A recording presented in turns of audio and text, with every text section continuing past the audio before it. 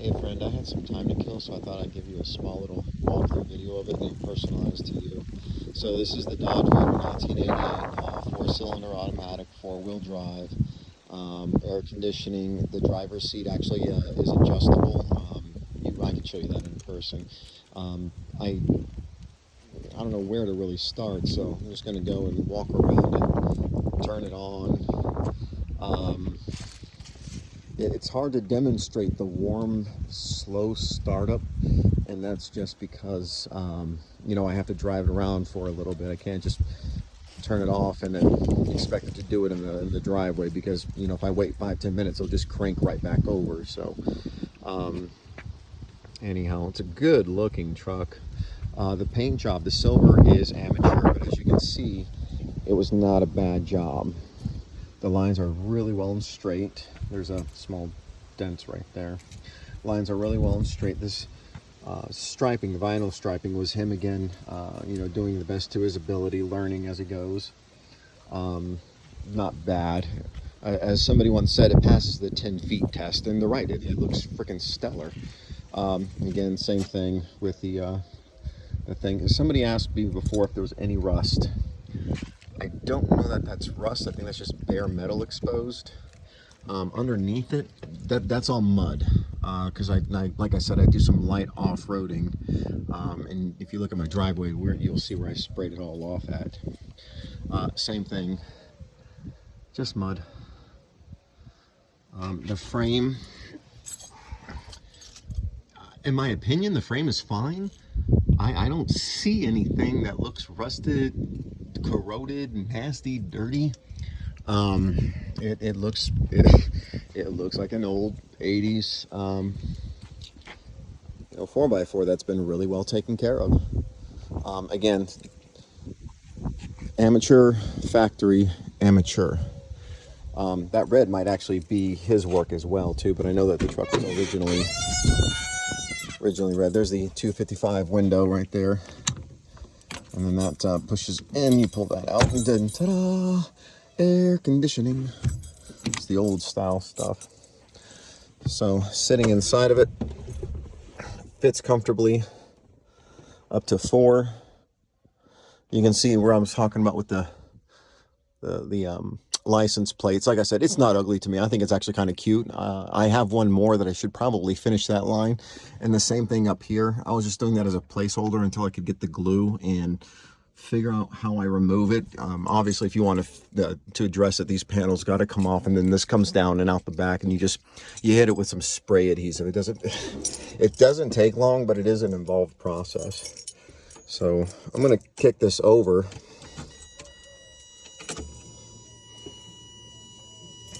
Stereo works.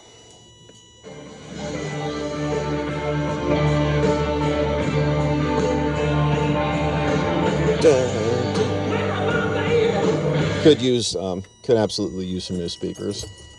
All right, so I usually wait about 10 seconds before cranking it to let the fuel prime, then we just crank it over.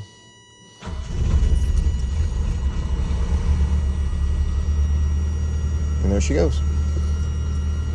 She might idle rough every now and then. This was actually a really good idle so far. I usually let it warm up for a few minutes. I know it's not necessary for fuel-injected engines. I think carbureted engines, you always want to let it warm up before you do anything. It has an inclometer? I don't know. Your oil pressure, battery, water gauge, and gas gauge. This gas gauge is inaccurate. I probably have 3/4 tank, so that's why I mind my mileage. And I just refill it whenever I'm like, you know what, it's been a hot minute, let me go ahead and top it back off. And I usually didn't need to, but yeah. Gotta pop the hood. You gotta push this hood thing back in. It's a little nuanced. There's like a spring back there that could be replaced. Oh, the steering wheel thing. This right there. So this is the piece that is loose right here. So I need to either replace this entire switch or find out why the heck this thing doesn't have the pressure, because that's all that is the issue. Because you can still turn the headlights on, you can still turn the headlights off, but it just doesn't have that satisfying click as you turn it anymore. So it makes me a little bit nervous, like, hey, did I leave something on? And I make sure that I come around and turn everything off so I don't have any electrical gremlins. I don't have any electrical gremlins. Oh. And then here's the engine.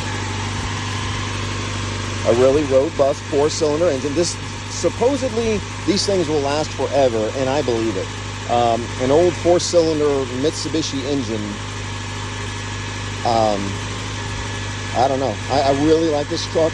As I said before, my kids didn't take to it like I thought they would. We used to have a Land Rover, and I had to get rid of it in order to pay bills. After I was able to satisfy the issue that we had with it, I tried to get back into something, so I tried to fill that void where that Land Rover was, and I got this, and neither of the kids are interested in it, so I'm just using it for a grocery getter around town and stuff. So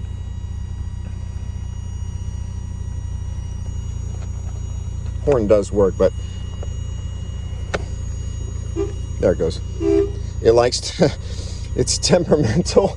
If you push it the wrong way, it'll stay on, and the way to get it off is to pull this up just a little bit. Anyhow, I'll stop running my mouth. Like I said, AC works. You can feel cold. Well, you can't feel cold. You give that a second and I'll feel cold. Or feel heat. I'll put it on heat. I don't know about the tape player. Probably works. But anyhow, I hope this satisfies. I hope you have a little bit more warm and fuzzy about this. This is the adjustable seat. So this was actually a factory option. And this thing is like sitting on a, it's like sitting on a slinky or something. It's really bouncy, but you can lock it into place and you can tighten it here, so that way you remove a lot of the bounce. So I'm going to go ahead and turn it off. I hope you found this helpful. Take care.